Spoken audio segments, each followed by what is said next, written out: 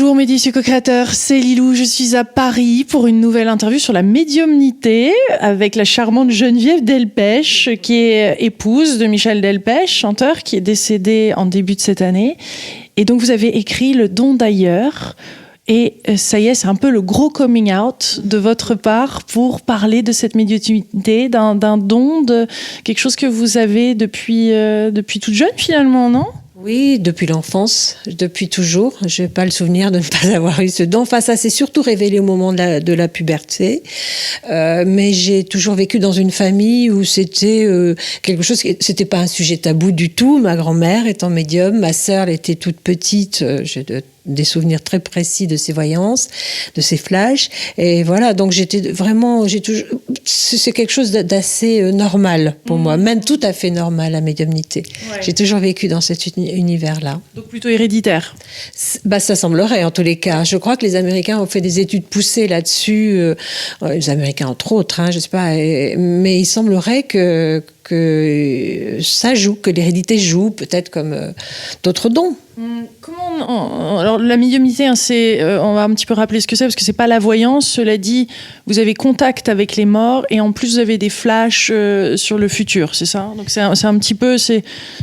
C'est très subtil. Je saurais pas dire où s'arrête la médiumnité, chez moi en tous les cas, et où commence la voyance.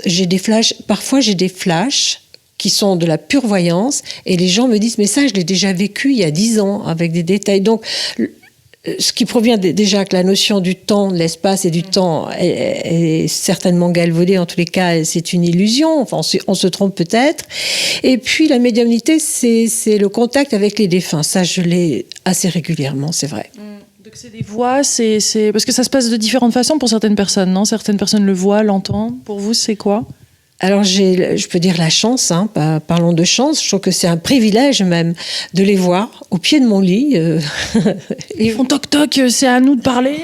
Ils font pas toc-toc, ils me chatouillent pas les pieds, ils font rien, mais ils arrivent comme, je dirais, ça ressemble à, j'ai vu un jour une exposition d'hologrammes et je dis mais c'est ça que je vois, ce sont c'est du 3D, c'est de la 3D, je sais pas si on dit de la 3D, ils sont, mais ça fluctue quand même, ça ondule, je peux pas expliquer les mots, voilà, mais je les vois vraiment, ils disparaissent assez rapidement, l'image disparaît, et ensuite j'ai des messages, soit par clairaudience, soit, comme le disait notre ami Jean-Jacques Charbonnier tout à l'heure, ce sont des phrases que j'entends dans ma tête, mais je sais que ce n'est pas c'est pas ma pensée, ce sont des phrases qu'on m'envoie. Mais en général, c'est de la clairaudience et toujours l'oreille gauche. Et est-ce que vous arrivez à l'ouvrir, le fermer, ou c'est tout le temps, ça peut être gênant quand même? Alors, c'est pratiquement jamais à la demande, déjà. Alors, quand je demande quand même de l'aide, alors ça, c'est encore autre chose, c'est pas aux défunts, mais je les appelle mes êtres de lumière, c'est joli, parce qu'ils sont lumineux, je vois leur silhouette parfois, j'ai presque toujours des réponses. En revanche, je peux pas demander que ça s'arrête, j'ai supplié parfois que ça s'arrête, quand les visions étaient trop fréquentes, parfois douloureuse quand ça touchait des décès. Je voulais que ça s'arrête. Là, ça s'arrête pas. La demande, ça ne se fait pas à la demande. Mais quoique, je vous dis, quand je médite et quand je demande aux êtres de lumière, c'est vrai qu'on me guide. Pour la pure voyance, tout ce qui est vraiment la voyance pure, les flashs, c'est pas à la demande. Bien souvent, ça m'arrive quand je m'y attends le moins. Voilà. Et ça dépend aussi de mon état personnel. Il y a eu des exemples dans votre passé d'une mort que vous avez pu éviter à quelqu'un, un membre de votre famille, voire même pour Michel d'avoir détecté, je crois, son cancer ? Je ne l'ai pas évité parce qu'il ne m'a pas cru.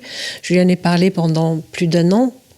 Mais il ne m'a pas cru. Mais en revanche, j'ai vu vraiment un jour une silhouette noire se pencher sur le berceau de mon enfant.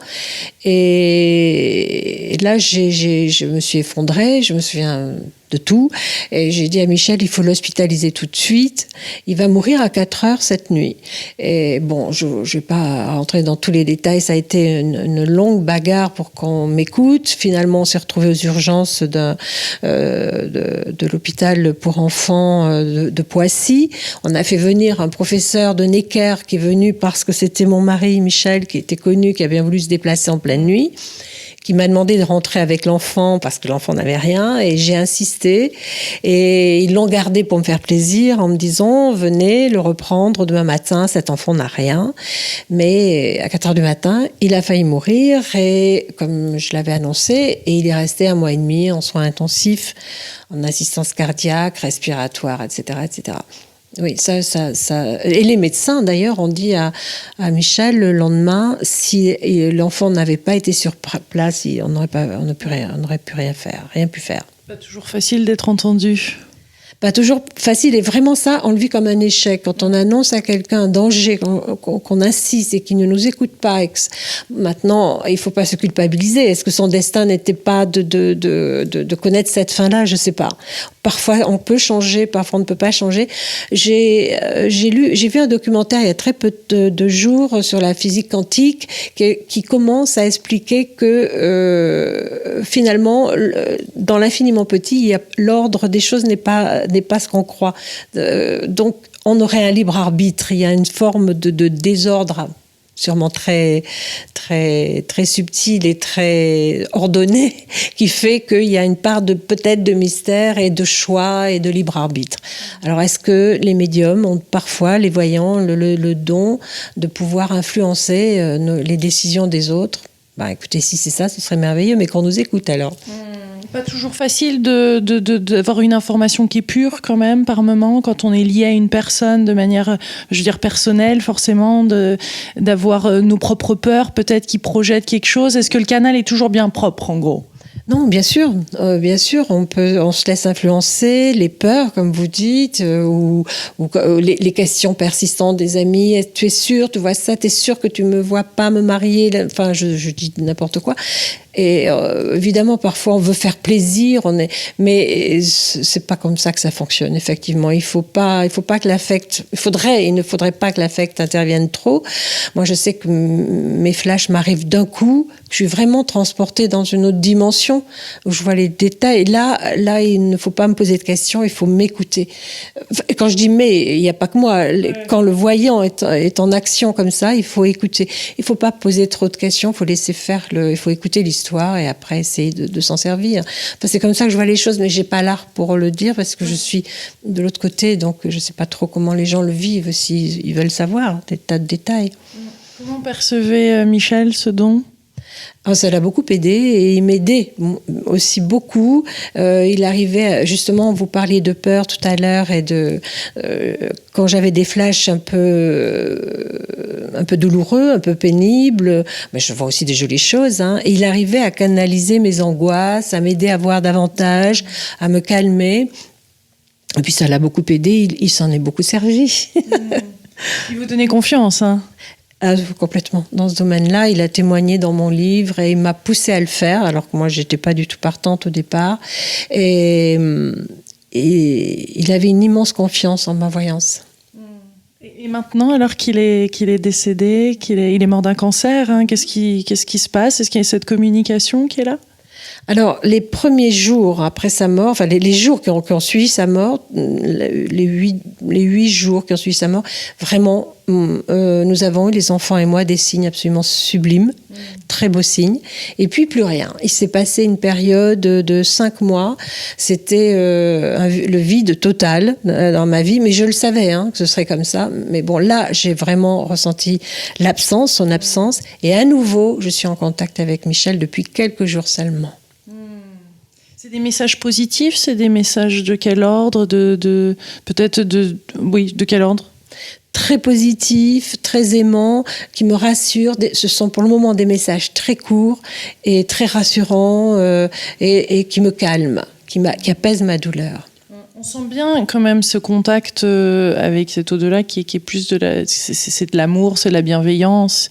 On sent pas toutes ces peurs de l'autre côté, on a l'impression, non? Quelle est la nature de ces messages? C'est quand même, c'est pas trop des avertissements ou des craintes, c'est plus pour rassurer en général, non?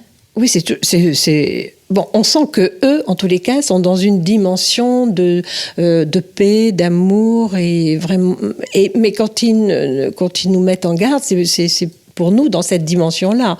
Mais eux, visiblement, moi, les contacts que j'ai eus avec les décédés étaient toujours des contacts de personnes apaisées, à part une ou deux fois, vraiment de gens qui étaient dans une dimension absolument sublime.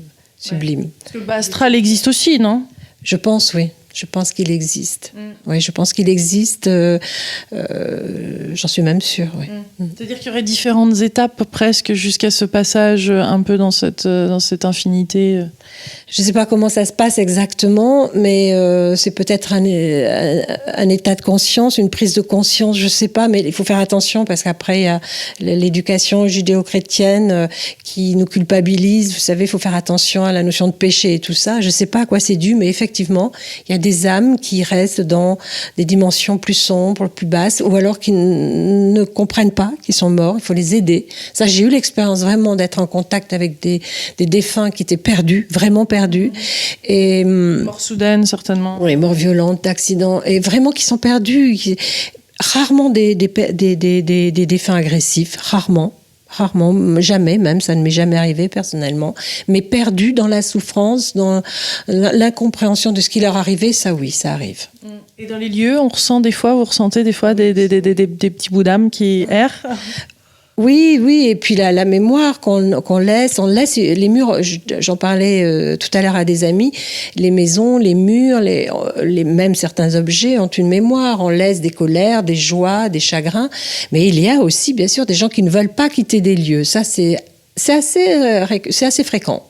Est-ce que des fois les médiums et les voyantes pourraient se connecter plutôt à la pensée de l'autre personne ? Beaucoup ont cette peur-là, ou enfin du moins cette croyance-là que des personnes seraient capables de télépathiquement savoir et avoir downloadé, de savoir connaître toute cette information plutôt que ça soit un don. J'ai pas compris. C'est-à-dire que certaines personnes semblent, quand on va voir une voyante ou une médium, on aurait cette appréhension, enfin en tout cas cette croyance que ce serait plus télépathique qu'autre chose. Il y a peut-être aussi une forme de télépathie parfois, c'est possible. Je ne sais pas où s'arrête parfois la télépathie et la véritable voyance. Moi, je fonctionne pas comme ça, donc et je vais pas voir des voyantes. Donc, mais oui, ça doit, bien sûr, ça existe. Mais moi, ma voyance, je ne pense pas que je sois influencée par la pensée de l'autre, parce qu'elle m'arrive vraiment. La personne n'est pas forcément là. Je me souviens, je disais parfois à Michel, un ami, il va lui arriver ça, faut vite l'appeler. Il n'était pas là, il était à 500 km. Enfin, vous voyez, c'est la véritable voyance. Enfin, en tous les cas, la mienne, ma voyance à moi, je pourrais pas, par exemple, en faire un métier et faire de la voyance pour 10 personnes par jour. C'est impossible.